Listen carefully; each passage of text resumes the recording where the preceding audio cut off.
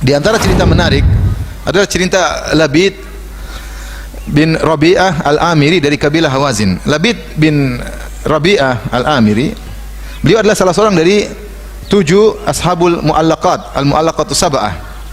Al-mu'allaqatu sab'ah maksudnya adalah pujangga-pujangga terhebat dari kalangan Arab dari zaman jahiliyah. Pujangga-pujangga terhebat.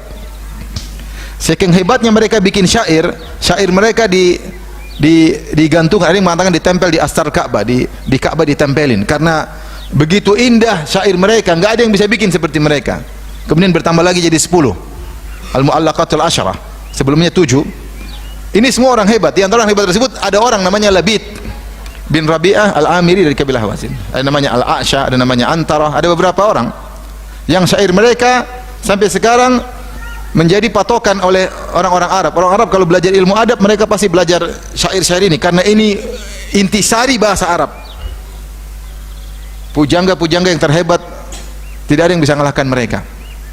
Di antara pujangga, sampai ada yang mengatakan ditempel di Ka'bah untuk dipelajari oleh orang, saking hebatnya, apa namanya, ada yang mengatakan ditulis dengan tinta emas syair-syair mereka tersebut. Di antaranya ada seorang namanya Labid bin Rabi'ah Al-Amiri. Beliau ini, jadi rata-rata semuanya orang jahiliyah. 10 penyair tersebut jahiliyah semua. Yang dapat Islam cuma 2 zaman Islam, Al-A'sha sama Labid. Al-A'sha tidak masuk Islam, Labid masuk Islam. Dia masuk Islam.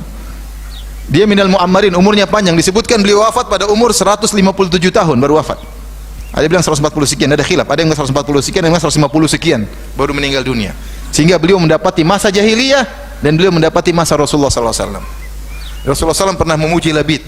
Dia mengatakan, asdaqu kalimatin qalaha syair kalimatu Labid, ala kulli syai'in ma khalallaha batilu. Sebenar-benar perkataan seorang penyair adalah perkataan yang diucapkan oleh Labid. Rasulullah puji dia, yaitu dia pernah bikin syair, dia mengatakan ala kullu syai'in ma khalallah batilu, semua selain Allah batil, akan sirna. Rasulullah puji, hadis riwayat Bukhari. Kemudian dia masuk Islam. Kemudian Labid masuk Islam. Saking hebatnya sampai kalau ada orang mau bicara tentang orang hebat pasti Labid. Sampai diriwayatkan Imam Syafi'i berkata, walaula syi'ru bil ulama'i yuzri lakuntu al-yawma ash'ar min Labid. Seandainya syair tidak merendahkan para ulama, tentu kau akan dapati aku sekarang lebih ahli syair daripada Labid, kata Imam Syafi'i. Cuma Imam Syafi'i tidak memperbanyak apa? Syair. Artinya dia dijadikan sebagai yudrabu bihil mathal, sebagai apa namanya, perumpamaan tentang orang hebat dalam syair, dialah si Labid ini. Taib, dia masuk Islam. Setelah dia masuk Islam, subhanallah, dia tidak bersyair lagi. Menakjubkan. Sampai umurnya panjang, dia mendapati khilafah Umar, sampai dia meninggal di zaman khilafah Muawiyah. Umurnya panjang, 150 tahun. Sampai dia terkenal sekali. Sampai dalam satu syair dia berkata, dia mengatakan, wallahi laqad sa'imtu minal hayati wa tuliha. Sungguh aku telah bosan dengan panjangnya umurku.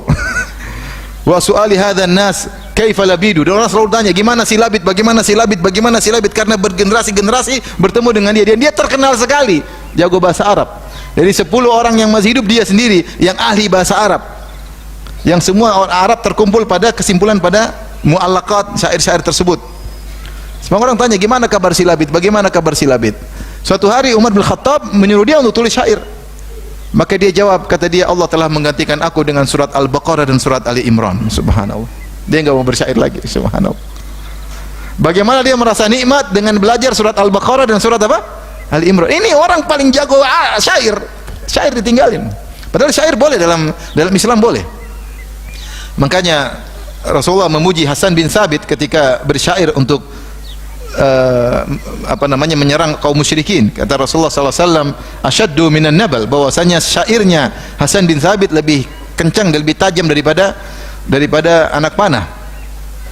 Rasulullah mengatakan, uhjuhum wa ruhul qudus ma'ak. Serang mereka dengan syair, wahai Hasan bin Thabit, penyair Rasulullah sallallahu alaihi wasallam. Ingatlah, penyair, bukan penyanyi Nabi ya.